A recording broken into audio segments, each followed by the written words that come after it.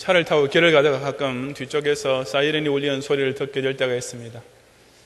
만약 그것이 경찰차이면 또 자기 바로 뒤쪽에 있다면 즉시 차를 길가에 세워야 할 것입니다. 하지만 그것이 소방차이거나 구급차일 경우에는 자신의 차를 오른쪽 차선으로 바꾸면서 길을 터주면 됩니다. 전자의 경우야 운전자가 무엇인가 교통 위반을 해서 그렇겠지만 후자의 경우는 왜 그렇게 하게 되어 있겠습니까? 바로 지금 그 소방차나 구급차는 위기 혹은 위급에 빠진 사람을 구하려고 가는 중이기 때문입니다. 불이 난 건물 안에 갇히게 된 사람들이나 교통사고 혹은 갑작스러운 쇼크 따위로 쓰러져 있는 사람들은 자신의 생명을 스스로의 힘으로 구해낼 수가 없는 상태이기 때문에 그들을 살려주기 위해서 촌각을 다투며 소방차나 구급차가 달려가는 것입니다. 하나님의 구속사야말로 세상의 다른 그 어떤 구조 작업과는 비교도 할 수 없이 중대하고도 시급하고도 위대한 역사입니다. 그것은 자신의 죄로 인하여 죽을 수밖에 없는, 그것도 영벌의 지옥으로 떨어질 수밖에 없는 전 인류를 대상으로 펼쳐지고 있는 사상 최대의 영적 구조 작업인 것입니다. 오늘 우리가 읽고 있는 히브리서서로는 그런 하나님의 구원 사역을 성취시키고 있는 핵심 요소 두 가지를 일목요연하면서도 아주 강력하게 증거해주는 말씀입니다. 이 시간 본문을 통하여 완전 타락으로 인하여 스스로는 구원을 아무 방법도 힘도 없던 우리를 위하여 하나님께서 당신의 지혜와 능력으로 친히 베풀으시는 놀라운 구원 역사가 구체적으로 어떻게 전개되고 있는지를 함께 상고해 보고자 합니다. 첫째로 성경 계시는 하나님께서 죄인들에게 구원의 길을 알려주시는 구조 방송입니다. 본문 1절을 다 같이 함께 봉독하겠습니다. 옛적의 선지자들로 여러 부분과 여러 모양으로 우리 조상들에게 말씀하신 하나님이라고 했습니다. 여기서 하나님은 말씀하시는 하나님으로 나타났습니다. 이것은 우리 기독교가 믿는 하나님에게서만 나타나는 참 하나님의 대표적인 속성입니다. 세상의 다른 신들은 다 인간의 상상이 창작해 놓은 주상적 존재, 즉 헛것이든지 아니면 돌이나 나무나 금속으로 만든 물체, 즉 우상에 불과합니다. 물론 그런 신들은 말을 할 수도 없고 기도를 들을 수도 없다는 사실은 두말할 필요도 없습니다. 하지만 하나님은 그처럼 사람의 상상이 만들어낸 관념적인 신이 아니며 사람의 손이 제작한 조각품이 아니라 스스로 살아계시는 자존자이십니다. 그런 까닭에 우리의 하나님은 말씀하시는 하나님, 즉 벙어리나 귀머거리 신이 아니라 인간과 의사소통을 하시는 인격체 하나님이신 것입니다. 그런 하나님의 말씀은 옛적의 선지자들을 통하여 전해진 때도 있었습니다.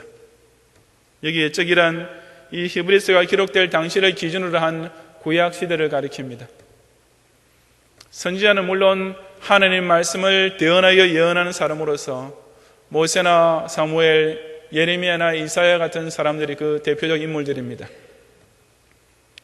하지만 본문에서의 선지자는 그들뿐 아니라 하나님으로부터 직접 계시를 받으며 살았던 노아, 아브라함, 다윗 같은 위대한 신앙의 조상들도 다 포함됩니다. 그런 선지자나 또 선지자는 아니었더라도 선지자적인 역할을 하면서 살았던 신앙의 인물들 수십 명을 통하여 하나님께서는 각 시대마다 우리 조상들에게 구약의 전 시대에 걸쳐서 이스라엘 백성 각 세대에게 빠짐없이 말씀해 주셨던 것입니다.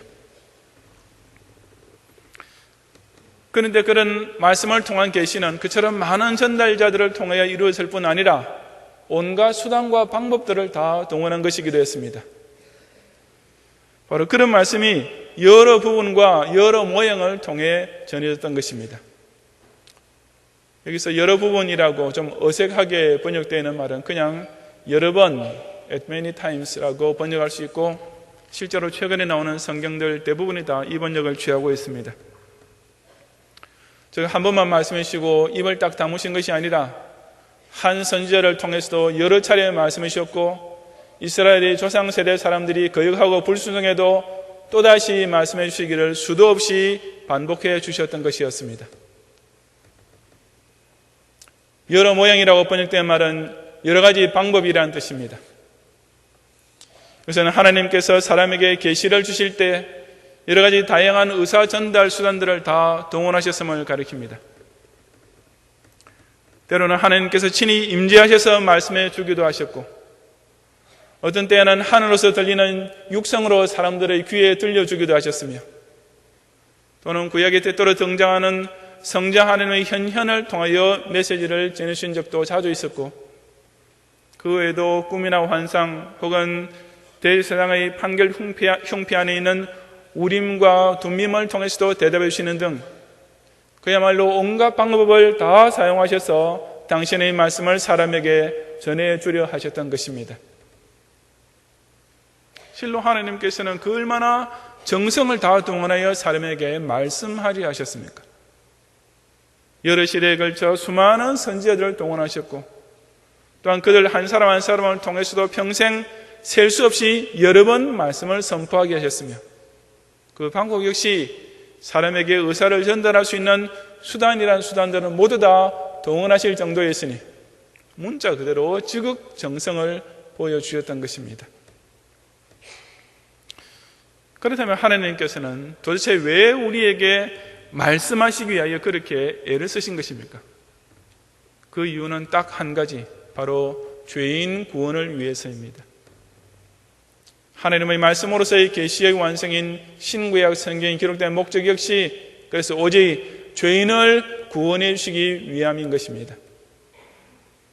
원죄와 자범죄로 인하여 장망산에서 필연적으로 죽어가고 있는 죄인들을 어떻게 해서라도 구원받게 해주시기 위하여 하나님께서 이처럼 온갖 수단 방법을 다 총동원하시면서 끊임없이 지극히 정성스럽게 이 세상을 향하여 구원의 복음을 선포해 주시는 것입니다. 제가 평생 처음으로 직접 목도했던 충격적인 사건이 바로 약 40년 전 발생했던 대형가구 호텔 화재 사건이었습니다. 그것은 각 텔레비전 방송국에서 10시간 이상이나 생중계를 했기 때문에 저를 비롯한 대부분의 국민들이 그 끔찍한 재앙의 현장을 직접 눈으로 보게 되었습니다. 하지만 당시에는 고층 빌딩의 화재에 대한 장비가 미비했던 시절이기 때문에 국내 최고의 사다리 차를 동원해도 겨우 7점까지밖에 미치지 못했습니다. 그때 시청자들의 눈에 띈, 그리고 저도 보았던 평생 잊지 못할 장면은 탈출할 길이 막힌 투숙객들이 매트리스를 안고 창밖으로 뛰어내리는 장면이었습니다. 물론 그렇게 한다고 해서 땅에 닿는 순간에 매트리스가 자기 몸을 아래쪽에서 받쳐줄 수 있는 확률은 지극히 미미한 것이었고, 설사 그렇게 된다 하더라도 그처럼 높은 고층에서 떨어지는 충격을 매트리스가 흡수해주기는 불가능할 것이 뻔했습니다. 그럼에도 불구하고 어차피 불에 타 죽게 될 것이라면 이래 죽거나 저래 죽거나 죽기는 마찬가지라는 심경으로 그렇게들 뛰어내렸을 것입니다. 하지만 결국에는 그처럼 추락산 38명을 포함하여 총 166명의 투숙객이 사망하고 68명이 부상을 당함으로써 호텔 화재 사건 피해 규모로서는 아직까지도 전 세계 1, 2위를 다투고 있다고 합니다. 그런데 그 대형가 호텔 화재 당시 탈출하는 길이 하나 있기는 있었습니다. 그것은 호텔의 옥상으로 올라가서 헬리콥터의 줄에 매달려 탈출하는 것이었습니다. 그리고 그 화재 당시 누군가 확성기를 통해서 여러분이 탈출할 수 있는 길은 호텔 옥상으로 올라가서 헬리콥터의 구조를 받는 길뿐이다 라고 계속 방송한 소리를 저도 들었던 것입니다. 그 방송을 들을 수 있었던 투숙객이 얼마나 있었는지, 그리고 그 지시를 따라서 옥상으로 올라가서 헬리콥터에 매달려 무사히 탈출했던 사람들이 얼마나 되었는지는 잘 모르겠지만 하여튼 1층으로 내려갈 수도 없고 창밖으로 뛰어내려도 살 길이 없는 상황에서 그것만이 살아남을 수 있는 유일한 방법이었으면 틀림없습니다. 화재에 휩싸인 사람들을 향하여 옥상으로 올라가야 구조받을 수 있다고 방송한 사람이 경찰이었는지 소방대원이었는지는 알 수 없지만 그의 목소리나 심정은 정말 애타는 것이었습니다. 그 화용과 혼란의 와중에서 어떻게 해서라도 그 구조 방송의 소리가 투숙객에게 들려야 그들이 살아남을 수 있었기 때문이었습니다. 성경 말씀이야말로 바로 그처럼 하나님께서 죄인들의 귀에 간절히 들려주고 계시는 구조 방송이 아니겠습니까? 성경 무슨 고상한 도나 상식적인 윤리를 가르치는 책이 아닙니다. 듣기 좋고 유익하기도 한 격언이나 금은 따위를 모아놓은 책도 결코 아닙니다. 성경은 주 예수를 믿으라, 그리하면 너와 내 집이 구원을 얻으리라 하고, 사람이 지옥불에 떨어지지 않고 오히려 영생 얻을 수 있는 길을 이처럼 똑똑하고도 크게 외치고 있는 책인 것입니다.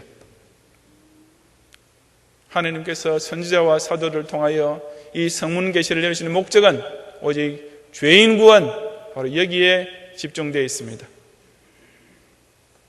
성경은 구약 39권과 신약 27권이 여러 시대 여러 모양으로 기록되긴 했지만 인간의 타락과 메시아 언약으로 시작되고 있는 창세기부터 그리스도의 재림과 마지막 대심판을 예언하고 있는 요한계시록 이르기까지 그 속에 맥맥이 흐르고 있는 주제는 단 하나, 바로 하나님의 구속사입니다. 그런 까닭에 성경 말씀대로 믿지 않으면 다른 구원의 길은 결코 없는 것입니다. 성경이 가르치는 길만이 죄인이 살아남을 수 있는 오직 한 길, 단 한 길, 딱 한 길인 것입니다. 화재 속에 갇힌 사람들이 오로지 구조방송을 들을 수 있어야 살아남을 수 있었던 것과 마찬가지로 성경에 기록되는 복음만이 자신의 죄로 인하여 꼼짝없이 죽을 수밖에 없던 우리에게 하나님께서 오늘도 간절히 들려주고 계시는 구원의 기쁜 소식인 것을 깨닫는 성도들이 되시기를 바랍니다. 둘째로, 예수 그리스도는 스스로 성자 하나님이시면서도 죄인을 친히 찾아오신 구조대원이십니다. 그것이 곧 2절 상반절에서 기록된 말씀인데 우리 다 같이 함께 봉독하겠습니다. 이 모든 날 마지막에 아들로 우리에게 말씀하셨으니 아멘. 이 모든 날 마지막이라는 말씀은 직접적인 의미는 말세의 뉘앙스가 강하지만 본문의 문맥에서 볼 때는 바로 앞에 나왔던 옛날, 즉 구약시대와 대조되는 신약시대 전체로 보는 것이 가장 적절합니다. 구약시대 때 하나님께서 자기 백성에게 말씀해 주셨던 정성만 해도 그야말로 이미 하실 수 있는 것, 모든 것 다 동원하신 것 같았는데요. 정작 하나님께서는 신약시대에 와서 실로 사람의 예상이나 상상까지 완전히 초월할 정도의 사건, 속된 표현을 좀 빌리자면 사람의 기절초풍할 정도로 놀라운 일까지 행하셨습니다. 그것이 바로 아들로 우리에게 말씀해 주신 사건이었습니다. 이 아들이란 두말할 것 없이 독생하신 성자 예수님을 가리킵니다. 그리고 그 성자를 통해 우리에게 말씀해 주셨다는 것은 곧 말씀이 육신이 되어 이 땅에까지 내려오신 화육 강세를 의미하는 것이면 두말할 필요도 없습니다. 하나님께서는 멀리 하늘에서 확성기만 가지고 우리에게 말씀하신 것이 아니고 선지자를 메신저를 보내어서 간접적으로 전달해 주시는 것만으로 끝난 것도 아니라 아예 하나님께서 친히 우리를 찾아와 만나셔서 우리 귀에 대고 직접 말씀해 주신 것입니다. 그렇다면 하나님께서 성자를 통해 우리에게 친히 말씀을 들려주신 것은 과연 어떤 의미에서 구약의 선지자들을 통해 보내신 계시와는 상대도 될 수 없을 정도로 훨씬 월등합니까?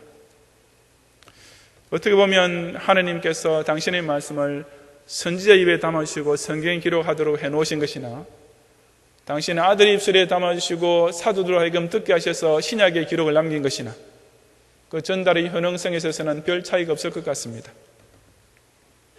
어차피 전자나 후자나 다 하나님 말씀이고 전자나 후자나 다 결국 사람의 언어로 기록되기는 마찬가지인데 도대체 무슨 이유로 아들로 우리에게 말씀해 주신 이 계시사역이 그토록 특별하고 중요한 의미를 가지게 되는 것입니까? 바로 그 점에 대하여 이어지는 말씀이 대답해 줍니다. 그것은 성자 하나님은 본질적으로 선지자들과는 격이 크게 다르고 수준이 엄청나게 차이가 나기 때문입니다. 똑같은 말을 전달한데도 어떤 사람을 통해서 전달되느냐에 따라서 그 전달의 강도가 크게 달라지며 그 전해드는 사람의 경청하는 태도 역시 아주 다르게 될 수밖에 없습니다. 예를 들어 사장이 직원에게 똑같은 지시를 내려도 비서를 시켜서 전달하는 것과 부사장이나 이수점 되는 사람을 통해서 전달하는 것은 받는 쪽에서 큰 차이가 날 수밖에 없는 것과 같은 것입니다. 2절 하반절 이하의 말씀은 하나님의 계시를 친히 전달하러 오신 예수 그리스도의 비중이 얼마나 큰지를 구구절절 강조하고 있습니다. 먼저 2절 하반절에 보면 이 아들을 만유의 후사로 세우시고 또 저로 말미암아 모든 세계를 지으셨느니라고 했습니다. 후사란 가문의 대를 잇는 사람 혹은 법적 상속권자를 가리킵니다. 그런데 예수님은 만유의 후사, 즉 만물의 상속자라고 했으니 다시 말하자면 온 세상 만물에 대한 소유권과 통치권 전부를 성부 하나님께로부터 부여받으신 분이신 것입니다. 그래서 유명한 빌립보서 2장 5절부터 11절의 말씀에서도 그처럼 사람의 모양으로 나타나신 예수님을 하나님께서는 지극히 높여 모든 이름 위에 뛰어난 이름을 주셨다라고, 즉 세상 모든 만물과 만인들이 다 그 예수님 앞에 무릎을 꿇고 그 권위 앞에, 그 발 앞에 엎드리게 만드셨다고 증거하고 있는 것입니다. 또한 이 예수님은 저로 말미암아 모든 세계를 지으셨다는 말씀대로 원래부터 성부 하나님과 더불어 만물을 창조하신 분이시기도 했습니다. 이것 역시 요한복음 1장 1절부터 3절에 태초에 말씀이 계시니라, 이 말씀이 하나님과 함께 계셨으니 이 말씀은 곧 하나님이시니라. 그가 태초에 하나님과 함께 계셨고 만물이 그로 말미암아 지은 바 되었으니 지은 것이 하나도 그가 없이는 된 것이 없느니라고 확증하는 사실이기도 합니다. 아까 사장이 이사를 시켜서 무슨 지시를 내리는 경우를 예로 들었지만 그 사장이 자기의 회사를 물려주게 될 자기 아들을 통해서 회사 직원들에게 어떤 지시사항을 내린다고 가정해 봅시다. 그런 경우에 이사의 말이 더 힘이 있겠습니까? 아니면 그 사장의 후사, 그 회사를 상속받게 될 사장의 아들의 말이 더 힘이 있겠습니까? 우리 예수님의 경우도 꼭 마찬가지입니다. 예수님에게는 만유를 다스리는 권세가 주어졌기 때문에 그 만유를 어떻게 관리하시고 누구에게 그 만유의 기업을 나눠주시는가 하는 전권이 오직 예수님 한 분에게 다 위임되어 있는 까닭에 그 예수님의 계시는 다른 그 어떤 구약의 선지자 예언보다 훨씬 더 권위가 있는 것이 당연합니다. 금세뿐 아니라 내세에 속한 모든 것까지에 대한 전권이 오직 이 성자 한 분에게 다 주어져 있으니 그럴 수밖에 없지 않겠습니까? 이처럼 2절 하반절은 예수님께 부여된 신적 권위를 강조하고 있는 반면에 이어지는 3절은 그 예수님의 신적 영광을 계속해서 강조하고 있습니다. 거기 보면 이는 하나님의 영광인 광채시요 그 본체의 형상이시라. 그의 능력의 말씀으로 만물을 붙드시며 죄를 정결케 하는 일을 하시고 높은 곳에 계신 위엄의 우편에 앉으셨느니라고 기록했습니다. 영광의 광채란 바로 요한복음 1장 14절에서 말씀이 육신이 되어 우리 가운데 거하심에 우리가 그 영광을 보니 아버지의 독생자의 영광이요 은혜와 진리가 충만하더라고 증거하고 있는 내용과 그대로 상통합니다. 쉽게 말해서 우리 사람은 예수님을 육안으로 보게 됨으로써 원래 사람이 볼 수 없었던 하나님의 영광을 직접 목도할 수 있게 된 것입니다. 그 본체의 형상이란 말은 예수님께서 비록 사람의 몸을 입고 세상에 오시긴 했지만 하나님의 본성은 고스란히 그대로 간직하고 계시는 분이심을 가리킵니다. 바로 빌립보서 2장 6절에서 그는 근본 하나님의 본체시라고, 즉 예수님은 본질적으로 하나님과 동등하신 똑같은 분이시라고 증거하는 말씀 그대로인 것입니다. 이처럼 예수님께서는 성부 하나님과 똑같은 신적 영광을 소유하고 계시는 하나님의 본체이신 까닭에 그 사역 역시 오직 하나님만 하실 수 있는 일을 똑같이 하셨습니다. 이어지는 3절 하반절에서 그의 능력으로 만물을 붙드시며 라고 했듯이 로고스로서 천지 창조사에게 동참하시던 예수님은 그 만물을 보존하고 통치하시는 사역 역시 지금도 행하고 계십니다.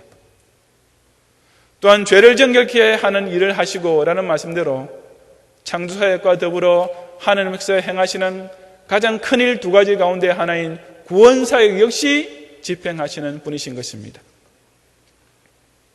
그런 후에 그 예수님은 신적 영광에 대한 결정적인 사실을 가리켜 높은 곳에 계신 위엄의 우편에 앉으신 분이라고 결론적으로 선포했습니다. 그 보좌 우편은 오직 하나님만 앉으실 수 있는 지극히 높은 자리이므로 지금 이 순간에도 바로 거기 앉아 계시는 예수님은 두말할 필요 없이 성자 하나님이신 것입니다.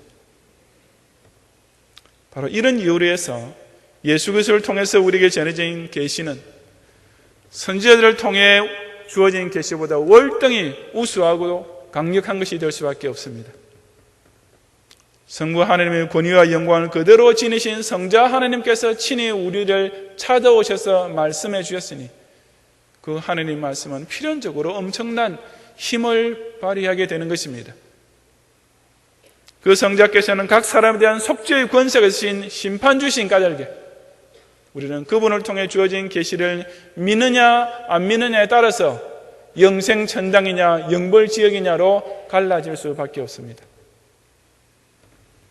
어떤 사람의 죄를 용서하고 구원해 주시느냐 아니냐는 문자 그대로 생사 여탈권이 바로 우리 주님 손에 달려 있으니 그것을 아는 사람이라면 그 입에서 나오는 말씀 한마디 한마디를 정신 바짝 차려서 듣고 순종하며 그분에게 잘 보이려고 해야 하지 않겠습니까?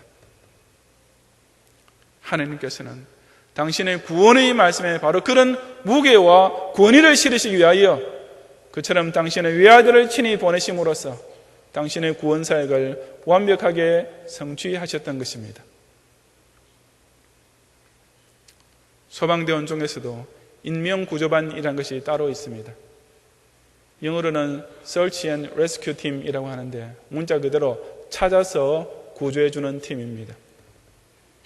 다른 대원들은 물을 뿌리면서 화재 진압을 하는 동안 이 인명구조반은 아직도 불타고 있는 그 건물 속에 직접 들어가서 혹시 그 안에 부상을 입거나 의식을 입고서 쓰러져 있는 사람이 없는가 찾아보고 찾게 되면 업고서 나옵니다.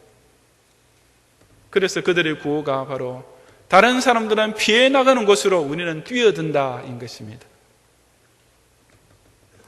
그러니 물론 그 인명구조반원들은 소방대원들 가운데서도 가장 위험한 일이고 정말 용기와 사명의식이 없이는 결코 할 수 없는 것입니다. 친히 사람의 몸을 입으시고 이 세상까지 찾아오신 예수님이야말로 바로 그런 고마운 구원자가 아니겠습니까? 소방대원이 그저 구조 방송만 보내지 않고 직접 자기 몸을 던져 불 속으로 들어와서 사람을 구출해 주는 것만 보아도 정말 감동스러운데 하물며 성자 하나님께서 그처럼 당신의 몸을 비하시키시고 그 영광의 보좌를 떠나 이 장망성 안에까지 들어오셔서 우리를 구원해 주셨으니 세상에 이런 구세주가 어디에 있겠습니까? 목숨을 거는 정도가 아니라 십자가에 못 박혀 죽기까지 하시면서 저와 여러분 같은 죄인들을 살려주시는 이 놀라운 구주 예수 그리스도의 사랑과 은혜에 진심으로 뜨겁게 감사드리는 성도들이 되시기를 바랍니다.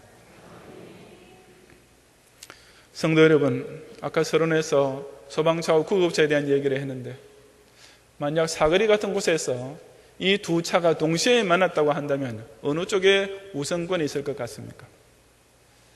실제로 그런 일이 일어날 가망성은 아주 희박하겠지만 하여튼 이론적으로는 그런 경우에 구급차가 소방차에게 양보하게 되어 있다고 어릴 적에 어디선가 배웠던 적이 있습니다.